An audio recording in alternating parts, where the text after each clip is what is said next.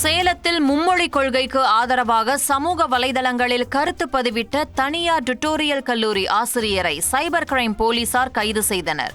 கோரிமேட்டைச் சேர்ந்த ஆசிரியர் ஒருவர் ஆந்திர முதல்வர் சந்திரபாபு நாயுடு 10 மொழிகளை கற்று மாணவர்கள் தங்கள் திறனை வளர்த்துக் கொள்ள வேண்டுமென கூறியதையும் மத்திய அரசின் மும்மொழி கொள்கைக்கு ஆதரவு தெரிவித்தும் தனது சமூக வலைதள கணக்குகளில் கருத்து பதிவிட்டார். இது தொடர்பான அறிக்கை சேலம் மாநகர கமிஷனருக்கு அனுப்பப்பட்ட நிலையில் ஆசிரியரை ஜாமீனில் வெளிவர முடியாத 5 பிரிவுகளின் கீழ் போலீசார் கைது செய்தனர்.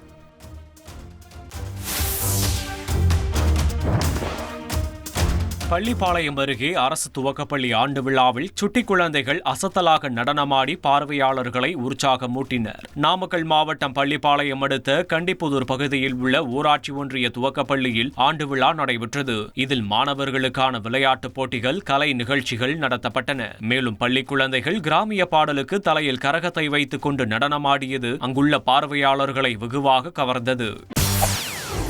செய்திகளை உடனுக்குடன் தெரிந்து கொள்ள உடனே சப்ஸ்கிரைப் பண்ணுங்க.